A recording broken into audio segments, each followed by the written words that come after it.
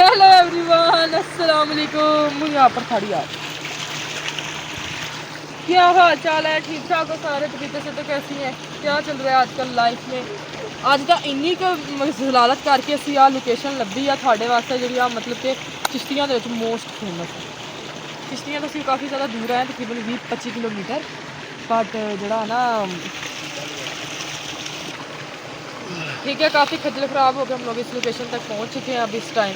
बाकी जी चैनल को सब्सक्राइब कर देना, अच्छे अच्छे व्यूज़ देने, वीडियो करते हुए देखना, और साथ में घंटी का निशान लगा हुआ है, उसको ठुड्डे मार देने राज पे, ताकि तुम लोग का काम ख़त्म हो और वो प्रेस हो जाए। अच्छा जी, सबसे पहले जो मेन चीज़ है वो है यहाँ पे लगा हुआ ट्यूबवेल।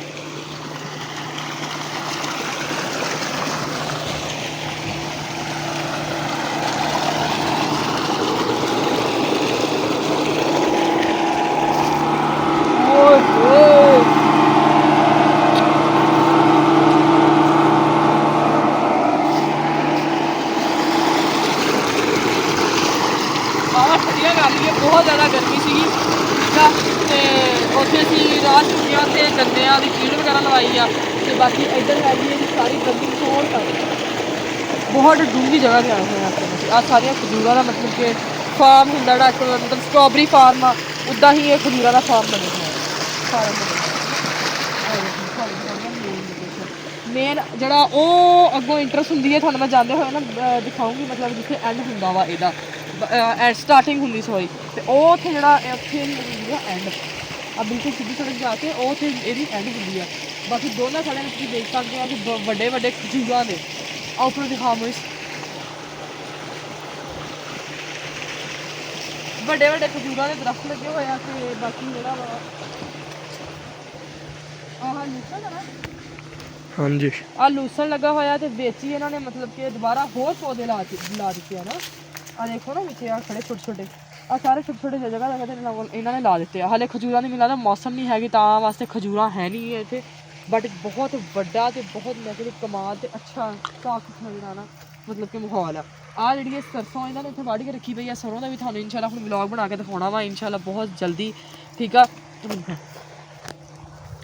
बहुत जल्दी तुहानू व्लॉग बना के दिखाना। हुण सरों का भी सुबह तो असीं जाना वा एक स्पैशल जगह ते, किधर, ठीक है। तो एक स्पेशल जगह पे हम लोगों ने जाना है, तो वो मैं आप लोगों को अब नहीं बताऊंगी, मैं आप लोगों को बताऊंगी कल के व्लॉग में। वो भी सुबह 6:30 बजे से शुरू होगा, और जब तक हम लोग उस लोकेशन तक नहीं पहुंचेंगे हम आप लोगों को कुछ नहीं बताएंगे। बल्कि जब हम लोग वहाँ पे पहुँच जाएंगे ना, तो आप लोगों को गैस करने के लिए बोलेंगे कि आप लोग गैस करें, ठीक है। पानी देख सकते हैं कितना साफ़ शफाफ पानी है, ज़रा भी इसमें गंद शंद नहीं, ठीक है। मेरी तबीयत इस कदर ख़राब थी ना सुबह, मतलब कि मेरी सांस रुक रही थी, मुझे सांस नहीं आ रहा था। अभी हम लोगों ने जाते हुए नेबुलाइज़ करवाना है, करवा के फिर हम लोगों ने घर जाना है, क्योंकि मेरा जो है ना सांस फूलता है वो है नाक में, मतलब कि ज़ुकाम जमा हुआ है, मतलब बंद हुआ है नाक मेरा। साथ ही इन लोगों ने यहाँ पे बढ़ाई हुई है मस्जिद, ठीक है। बाकी यार मैं कहती हूँ किसी ट्रैफिक का शोर नहीं, ठीक है, किसी चीज़ का शोर नहीं है, यहाँ पे सुकून माहौल है, ठीक है। और बाकी जो है इधर देख लें, इधर आके ज़्यादा घना हो जाता है ना, देखिए इधर भी देखो, यानी आगे आगे बड़े बड़े लगे हुए हैं, ठीक है, और पीछे पीछे बड़े लगे, लेकिन इतने बड़े बड़े नहीं है। वही वो जो सही लंबे दरख्त होते हैं, ये है, एक वो देखेंगे अगले वाला, ये कितना लंबा है यार, किसी किसी का कद बड़ा होता है। हाँ देखो ना कितना बड़ा बड़ा, नहीं अभी अब बच्चे हैं ना, इन्होंने बड़ा होना है। और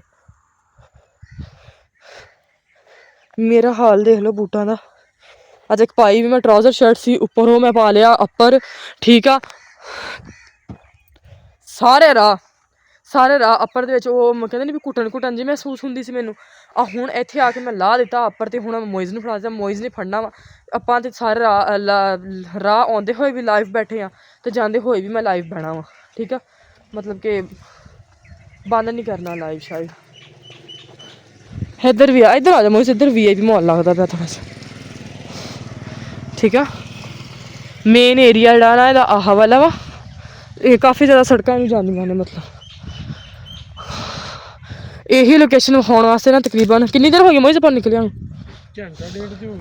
एक घंटे के बाद असीं 1 घंटा होया सानू, मतलब असीं पहले लोकेशन बिल्कुल स्लो स्लो आहिस्ता आहिस्ता मतलब कि ना दो तीन जगह पे हाँ स्टे भी ਕੀਤਾ रुक के मतलब जिस रोश हो पीती आ ਅਸੀਂ ਉੱਥੇ ਚੀੜ ਚੂੜ ਤੋਂ ਖਾਧੀ ਆ ਮੇਰਾ ਪਤਾ ਨਹੀਂ ਗਿਆ ਉਹਦਾ ਮੈਂ ਸ਼ਾਰਟ ਲਾਉਂਗੀ ਜਿੱਥੇ ਚੀੜ ਵਗੈਰਾ ਖਾਧੀ ਆ ਅਸੀਂ ਹਾਂ ਸਿਰੋਂ ਪਤਾ ਨਹੀਂ ਸਿਰ ਮੇਰਾ ਵੀ ਦੁਖਦਾ ਪਿਆ ਠੀਕ ਹੈ ਇੱਧਰ ਆ ਸਾਰੀ ਗੰਦਮ ਲੱਗੀ ਹੋਈ ਆ ਤੇ ਆ ਜਿਹੜੀ ਆ ਆਹ ਮਤਲਬ ਕਿ ਸਰਸੋਂ ਜਿਹੜੀ ਆ ਠੀਕ ਆ ਇੱਥੇ ਜਿਹੜਾ ਉਹ ਥੋੜਾ ਜਿਹਾ ਹੋਰ ਅੱਗੇ 4-5 ਬੂਟੇ ਆ ਬਸ ਉਸ ਤੋਂ ਬਾਅਦ ਇਹ ਖਤਮ ਆ ਕੋਈ 20-25 ਹੋਣੇ ਆ 20-25 ਬੂਟੇ ਆ ਉਸ ਤੋਂ ਅੱਗੇ ਖਤਮ ਆ ਫਿਰ ਆ ਜਿਹੜੀ ਆ ਇਹ ਸਾਰੀ ਸਰੋਂ ਜਿਹੜੀ ਆ ਇਹਨਾਂ ਨੇ ਵੱਢ ਕੇ ਰੱਖੀ ਉਹ ਪਰਲੀ ਸਰੋਂ ਜਿਹੜੀ ਆ ਸੁੱਕੀ ਪਈ ਆ ਉਹ ਥ੍ਰੈਸ਼ਰ 'ਚ ਪਾ ਕੇ ਕੱਢ ਲੈਣਗੇ ਉਹਦਾ ਤੇਲ ਛੇਲ ਠੀਕ ਆ ਤੇ ਆ ਜਿਹੜੀ ਆ ਇਹ ਹਲੇ ਸੁੱਕਣੀ ਆ ਤੇ ਬਾਕੀ ਜਿਹੜੀ ਆ ਇਹਦੇ ਵਿੱਚ ਆ ਇਹ ਹਰੀ ਪਈ ਆ ਬਿਲਕੁਲ ਠੀਕ ਆ ਉਹ ਹਰੀ ਜਿਹੜੀ ਆ ਉਹ ਆਪਾਂ ਫਿਰ ਮੈਂ ਤੁਹਾਨੂੰ ਦੱਸਣ ਦਿੰਦੀ ਆ ਮੈਂ ਹੁਣ ਐਤਕੀ ਵਾਰੀ ਮੇਰਾ ਸਾਹ ਫੁੱਲ ਸਰੀਰ ਕਿਸਮ ਦਾ ਫੁੱਲਣ ਦਿਆ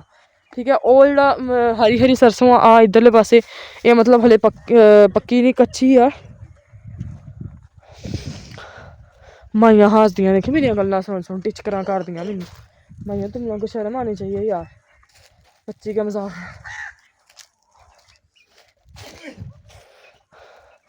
ठीक है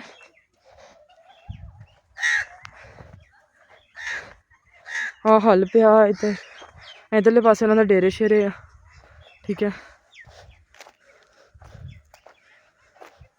हाँ देखो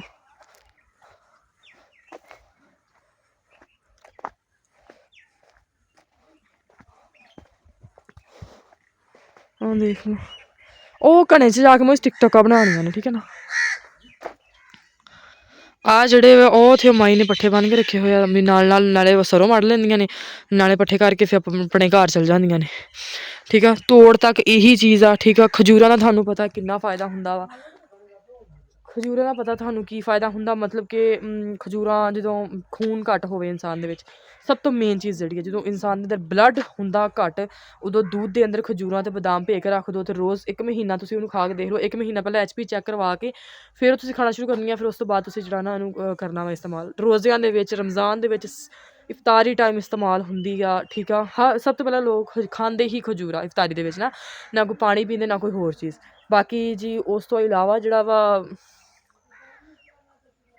ਖਜੂਰ ਦਾ ਉਹ ਬਣਦਾ ਵਾ ਖਜੂਰਾਂ ਦਾ ਹਲਵਾ ਨਹੀਂ ਹਾਂ ਖਜੂਰਾਂ ਦਾ ਹਲਵਾ ਉਹ ਛੁਹਾਰਿਆਂ ਦਾ ਸੱਚ ਇਹ ਛੁਹਾਰੇ ਹੋਰ ਚੀਜ਼ ਹੁੰਦੀ ਛੁਹਾਰੇ ਇਹੀ ਚੀਜ਼ ਹੁੰਦੀ ਹੋਣੀ ਪਰ ਕਨਫਰਮ ਨਹੀਂ ਮੈਨੂੰ ਪਤਾ ਹੈਗਾ ਠੀਕ ਹੈ ਛੁਹਾਰਿਆਂ ਦਾ ਜਿਹੜਾ ਹਲਵਾ ਬਣਦਾ ਵਾ ਉਹਦਾ ਵੀ ਆਪਣਾ ਹੀ ਮਤਲਬ ਕਿ ਟੇਸਟ ਹੁੰਦਾ ਆਪਣਾ ਹੀ ਮਜ਼ੇਦਾਰ ਹੁੰਦਾ ਬਾਕੀ ਜਿਸ ਤਰੀਕੇ ਨਾਲ ਇਸ ਬਾਗ ਦੀ ਮਤਲਬ ਇਸ ਫਾਰਮ ਦੀ ਕੇਅਰ ਕੀਤੀ ਗਈ ਆ ਠੀਕ ਹੈ ਲੱਗਦਾ ਵਾ ਦੇਖਣ ਤੋਂ ਹੀ ਲੱਗਦਾ ਵਾ ਕਿ ਇਹਨੂੰ ਬੜਾ ਟਾਈਮ ਲੱਗਿਆ ਵਾ ਇੱਕ ਮੁੱਦਤ ਲੱਗੀ ਆ ਤਿਆਰ ਹੋਣ ਨੂੰ ਠੀਕ ਆ ਕਾਫੀ ਲੰਬਾ ਅਰਸਾ ਲੱਗਿਆ ਇਹਨੂੰ ਤਿਆਰ ਹੋਣ ਨੂੰ ਕਿਉਂਕਿ ਜਿੰਨੇ ਆ ਬੂਟੇ ਛੋਟੇ ਛੋਟੇ ਲੱਗੇ ਨਾ ਇਹਨਾਂ ਨੇ ਬੂਟੇ ਲਾਉਂਦੇ ਆ ਤੇ ਫਿਰ ਉਸ ਤੋਂ ਇਹ ਇੰਨੀ ਗਰੋਥ ਕਰਕੇ ਇਹ ਵੱਡੇ ਹੁੰਦੇ ਆ ठीक है बाकी जी हुण मिलांगे थानू नैक्सट व्लॉग दे विच दुआवां च याद रखना चैनल नूं सबसक्राइब करना अच्छे व्यूज़ देने वीडियो एंड तक देखना बाकी love you all thank you so much Allah हाफिज़ ते कल दा व्लॉग किसी ने मिस नहीं करना है क्योंकि कल दे व्लॉग दे विच थानू आने वाला है बहुत ज़्यादा मज़ा बल्कि अगले 4-5 दिन तुसीं व्लॉग मिस नहीं करने थानू बहुत ज़्यादा मज़ा आने वाला है बाकी जी love you all thank you so much Allah हाफिज़।